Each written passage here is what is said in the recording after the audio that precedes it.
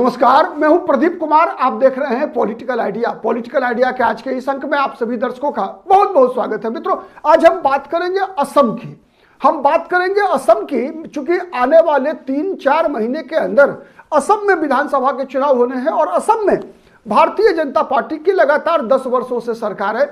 और मित्रों, इन जिन 5 राज्यों में आने वाले 3-4 महीने के अंदर विधानसभा के चुनाव होने हैं, उनमें असम एक ऐसा राज्य है जहां पर कि भारतीय जनता पार्टी और कांग्रेस पार्टी के बीच सीधा मुकाबला है। दोनों राष्ट्रीय राजनीतिक दल सीधा आमने सामने हैं।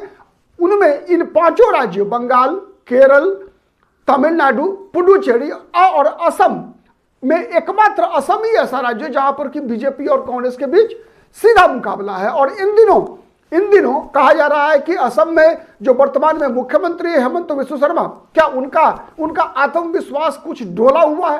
तो आज इस वीडियो में हम ये जानने का प्रयास करेंगे कि क्या हेमंत बिस्वा शर्मा का आत्मविश्वास, सेल्फ कॉन्फिडेंस क्या कमजोर पड़ा है? क्योंकि माना यह जाता है कि उत्तर पूर्व के राज्यों में न केवल असम में बल्कि भारतीय जनता पार्टी के लिए जो पूरे के पूरे 7 सिस्टर्स हैं, इसके अलावा पश्चिम बंगाल और झारखंड जैसे राज्यों में भी, मतलब पूरे पूर्वी भारत में भारतीय जनता पार्टी के पास अगर कोई सबसे बड़ा चाणक्य इन दिनों है तो वो हेमंत बिस्वा शर्मा है। और दूसरा, हेमंत बिस्वा शर्मा वो चेहरा है जिसने कसम खा लिया है कि कांग्रेस पार्टी को हम अधिक से अधिक नुकसान पहुंचाएंगे। उनका बैकग्राउंड कांग्रेस का रहा है, लेकिन कहा जाता है कि व्यक्तिगत खुन्नस गांधी परिवार के साथ है हेमंत बिस्वा शर्मा की।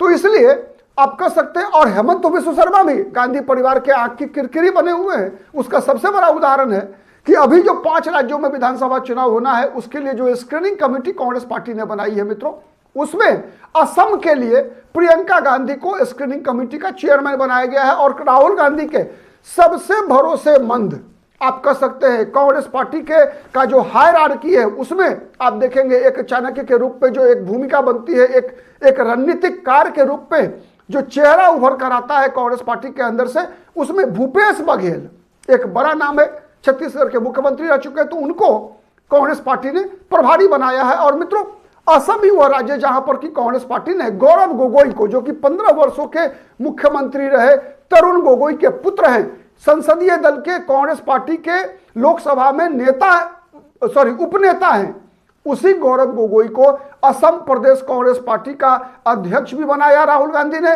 और उसी गौरव गोगोई को कांग्रेस पार्टी ने मुख्यमंत्री का चेहरा भी बनाया हुआ है। तो इसीलिए कई मायने में असम का चुनाव बहुत ही महत्वपूर्ण है दोनों राष्ट्रीय राजनीतिक दल के लिए, भारतीय जनता पार्टी के लिए भी और कांग्रेस पार्टी के लिए भी।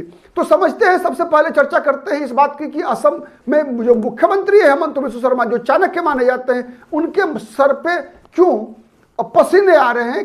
तो सबसे पहले समझिए कि असम का जो डेमोग्राफी है मित्रों, उसके अनुसार असम में कुल 126 विधानसभा की सीट है, जिसमें 22 सीट ऐसी है जहां पर भारतीय जनता पार्टी को कोई इंटरेस्ट नहीं है। मतलब 126 में 64 सीट चाहिए किसी भी पार्टी को सरकार बनाने के लिए, बहुमत के लिए 64। और आउट ऑफ 64 में आप अनुमान लगाइए, 126 में 22 सीटें ऐसी है जहां पर कि भारतीय जनता पार्टी चुनाव ही नहीं लड़ना चाहती। मतलब लड़ना कितने पर चाहती है? 104। हेमंत बिस्वा शर्मा ने ऑलरेडी घोषणा कर दिया है कि वो लगभग 100 सीटों पे भारतीय जनता पार्टी चुनाव लड़ने की योजना बना रही है।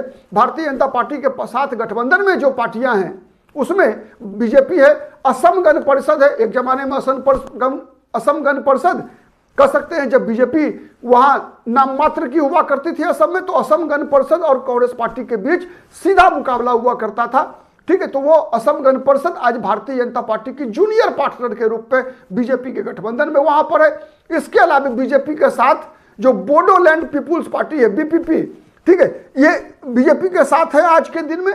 और यूपीपीएल, ठीक है, जो वहां पर जो क्षेत्रीय दल है, बोडो समूह है। तो ये वहां की जो स्थिति है मित्रों, सबसे पहले आप समझिए कि 22 सीटें ऐसी है जहां पर कि बीजेपी लड़ना ही नहीं चाहती। ठीक है, उसका कारण है वहां का डेमोग्राफी। क्योंकि वहां पर कोई भी जीतेगा तो मुकाबला मुस्लिम मतदाता उसमें जो है सबसे बड़े फैक्टर होंगे। और चूंकि असम एक ऐसा राज्य है जहां 34% 2011 की जनगणना के अनुसार, मैं बता रहा हूं 2011 की जनगणना के अनुसार वहां 34% लगभग मुस्लिम मतदाता हैं मित्रों। ठीक है, अब तो अनुमान लगाया जा रहा है कि 34 से बढ़कर ये 37-38%, 40% तक भी हो गया हो तो कोई भारी बात नहीं है। इसके अलावा तो भारतीय जनता पार्टी के लिए ये जो मतलब जिसे हम कहते हैं ना धुबरी टाइप की जो विधानसभा सीटें हैं, एक भारतीय जनता पार्टी के लिए बड़ी चिंता की बात है। दूसरा मामला क्या है बीजेपी के लिए चिंता की बात, कि वहां जो बोडोलैंड टेरिटोरियल काउंसिल है बीटीसी में जब पिछले वर्ष वहां पर लोकल बॉडीज के चुनाव हुए तो ये इस बीटीसी के चुनाव में बीजेपी का प्रदर्शन काफी खराब रहा।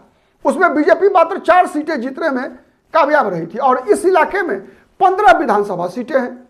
और वहीं पर बीजेपी के जो दोनों बोडो पार्टियां हैं, दोनों सहयोगी चुनाव लड़ा करते हैं, तो ये दोनों पार्टियों के बीच तालमेल बना पाना बीजेपी के लिए एक बड़ी चुनौती है। और यही सबसे बड़ी चिंता के कारण है हेमंत बिस्व शर्मा के लिए कि एक तरफ वो विधानसभा सीट 22 जहां पर की मुख्य लड़ाई होना है बदरुद्दीन अजमल की पार्टी कांग्रेस पार्टी वहां होगी, साथ ही वहां मुख्य लड़ाई होगा, उसमें बीजेपी चाहती है कि वहां उस इलाके की कुछ सीटें असम गण परिषद लड़े। तो वहां का परिणाम जैसा माना यह जा रहा है कि वहां 22 विधानसभा सीटों पर पिछले परिणाम को ही रिपीटेशन हो सकता है। अब पिछला परिणाम क्या था आपको बताऊं कि 2021 के विधानसभा चुनाव में 20 सीटें लड़ी थी AIUDF बदरुद्दीन अजमल की पार्टी, ठीक है, उसमें 16 सीटों पर कामयाबी मिली थी उनको, लगभग 80% का स्ट्राइक रेट था उनका, ठीक है। तो ये चीजें जो है एक बड़ी, चूंकि वहां पर बीजेपी को बहुत बड़ी अपेक्षा नहीं है, अगर एक आध सीट बीजेपी के सहयोगी अगर निकाल कर ले आए तो ये एक बड़ी उपलब्धि होगी, ठीक है। उसके अलावा तो 22 सीटें ये हो गया आपको, लगभग 20 सीटें जिसे आप कह सकते हैं मुस्लिम बेल्ट। इसके अलावा 15 सीटें 35 सीटें 15 सीटें हो गया बीटीसी का, बोडोलैंड टेरिटोरियल काउंसिल का। तो ये 35 सीटें आउट ऑफ 126 35 लगभग कह सकते हैं आप 91 में बीजेपी को 64 सीटें चाहिए। बीजेपी को चाहिए 64 seats, BJP needs 64 seats out of only 91।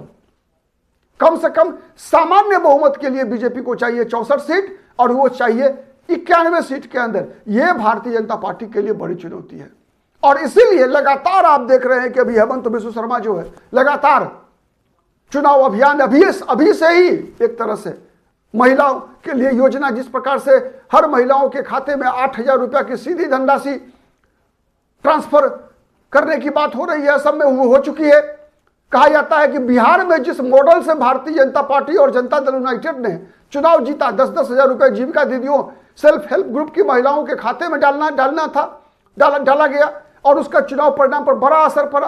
तो वो फॉर्मूला असम में भी अप्लाई किया जा रहा है और माना यह गया कि बिहार में भी जो वो फॉर्मूला, जिस फॉर्मूले पर एनडीए ने, बीजेपी जेडीयू चिराग पासवान की पार्टी का जो अलायंस है एनडीए का बिहार में, उसने जो कामयाबी पाई उसके पीछे भी ये जो योजना जो थी, उस योजना में सबसे बड़ी भूमिका योजना निर्माण में कहा जा रहा है कि हेमंत बिस्व शर्मा का ही रहा है। वहीं दूसरी तरफ कांग्रेस पार्टी है। अभी जितने भी वहां सर्वे हो रहे हैं मित्रों, उन सर्वे में आप देखेंगे कांग्रेस पार्टी की का जो आशा की किरण निकल कर दिख रही है, उसके पीछे सबसे बड़ा कारण है कि विगत दिनों हुए सर्वे में एक तरफ जहां भारतीय जनता पार्टी को 39% वोट मिलता हुआ दिख रहा है, वहीं कांग्रेस सीट के मामले में बीजेपी को बहुमत मिलता हुआ दिख रहा है सर्वे में। लेकिन जो वोट परसेंटेज है वो 39% बीजेपी के पास है और 37% कांग्रेस पार्टी के पास, ठीक है। ये सबसे बड़ा जो फॉर्मूला है जहां से कांग्रेस पार्टी के उम्मीद की किरण निकल रही है वो ये है कि एक तरफ जहां गौरव गोगोई वहां पर मतलब आप जो वहां जो कांग्रेस पार्टी ने भी 8 दलों का बदरुद्दीन अजमल से गठबंधन करने से इनकार कर दिया है कांग्रेस पार्टी ने, और जितने सर्वे आ रहे हैं उसमें 3-4-5% वोट ही बदरुद्दीन अजमल को मिलता हुआ दिख रहा है, जबकि मुसलमानों का वोट कितना है वहां 34 से 37% के बीच, उसके बावजूद मात्र 4-5% वोट मिलता हुआ दिख रहा है। तो एक तो ये जो संकेत है ये कांग्रेस के लिए सकारात्मक है। और यदि चुनाव आते आते प्राय ऐसा ट्रेंड रहा है कि मुसलमान मतदाता उस तरफ गोलबंद हो जाते हैं, जिधर जो दल भारतीय जनता पार्टी को हराने में या बीजेपी को सरकार बनाने से रोकने में सबसे अधिक सक्षम होती है। तो अगर मोटे तौर पे देखेंगे, अगर पुराने पिछले विधानसभा चुनाव का इतिहास देखेंगे और जो एक ट्रेंड दिख रहा है, जैसे महाराष्ट्र में दिखा क्या कि AIMIM को मुसलमानों ने उन क्षेत्रों में पसंद करना शुरू किया है जहां पर कि मुसलमान मतों में यह क्षमता है, ताकत है कि वो अपने बलबूते पर AIMIM के उम्मीदवारों को जिता सकते हैं। तो वहां उन्होंने AIMIM को वोट दिया। बिहार विधानसभा चुनाव में भी AIMIM को 5 सीटें मिली। तो ये उन विधानसभा सीटों पर मिला जहां पर कि मुसलमान अपने बलबूते पर चुनाव जीतने में सक्षम थे, जहां पर किसी भी सेकुलर दल के आवश्यकता नहीं थी चुनाव जीतने के लिए, हिंदू वोटों की आवश्यकता नहीं थी मुसलमान जनप्रतिनिधियों को, मुसलमान कैंडिडेट को चुनाव जीतने के लिए। वहां पर जहां हिंदू वोटों की जरूरत थी वहां मुसलमानों ने सेकुलर दल को वोट दिया। जहां बीजेपी को हराने के लिए हिंदू वोटों की जरूरत थी, मुस्लिम उम्मीदवार को, वहां मुसलमानों ने सेकुलर दल को वोट दिया। जैसे बिहार में राष्ट्रीय जनता दल को, कांग्रेस पार्टी के गठबंधन को, महाराष्ट्र के म्युनिसिपल चुनावों में कांग्रेस पार्टी को या शिवसेना उद्धव ठाकरे की पार्टी को वोट दिया। लेकिन जहां कहीं भी मुस्लिम मतों में यह क्षमता थी कि वो अपने बलबूते पर चुनाव जिता सकते हैं अपने कैंडिडेट को, वहां पर AIMIM को वोट दिया। तो अगर यही फॉर्मूला अगर असम में अपनाया गया, अगर बदरुद्दीन अजमल के तरफ, चूंकि असम में बिहार की तुलना में बड़ा इलाका ऐसा है जहां मुसलमानों की संख्या इतनी है कि अपने बलबूते पर वो मुस्लिम उम्मीदवार को चुनाव जिता सकते हैं। तो अगर ऐसा कुछ हुआ तो फिर बीजेपी की सरकार बननी तय है, गारंटेड है बीजेपी की सरकार, नोबडी कैन स्टॉप इट। लेकिन अगर मुसलमानों ने यह तय किया कि चूंकि बदरुद्दीन अजमल की पार्टी चुनाव जीतकर सरकार तो नहीं बनाने जा रही है और ना बीजेपी को रोक पा रही है, वैसी स्थिति में वोट अगर कांग्रेस को मिला तो बीजेपी को रोक सकती है। तीसरा भी एक और थ्योरी है। तीसरा एक और थ्योरी क्या है? तीसरा एक और थ्योरी यह है मित्रों कि अगर मुसलमान वोट बदरुद्दीन अजमल को जाता है और पिछली बार की तरह ही बदरुद्दीन अजमल की पार्टी मुस्लिम बहुल विधानसभा सीटों पर चुनाव जीतने में कामयाब होती है, तो बदरुद्दीन अजमल की पार्टी ये बातें AIUDF की तरफ से लोगों के पास रखा जा रहा है कि हम चुनाव जीतने के बाद बीजेपी को सरकार बनाने से रोकने के लिए कांग्रेस का समर्थन करेंगे। तो ये 3 परिस्थितियां असम के अंदर दिख रही है। ठीक है, तो ये सबसे बड़ा फैक्टर है। अब देखते हैं कि असम के मतदाता क्या फैसला करते हैं।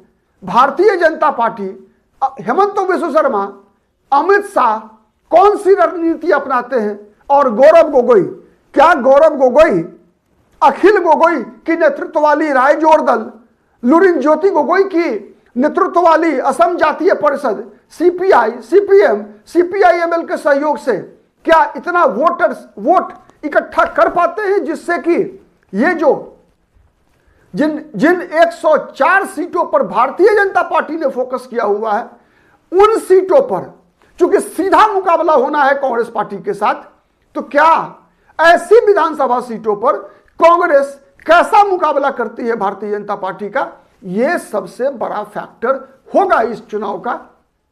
और वही तीनों परिस्थितियां हैं जिससे इस विधानसभा चुनाव का परिणाम निकल कर आएगा। आप क्या सोचते हैं?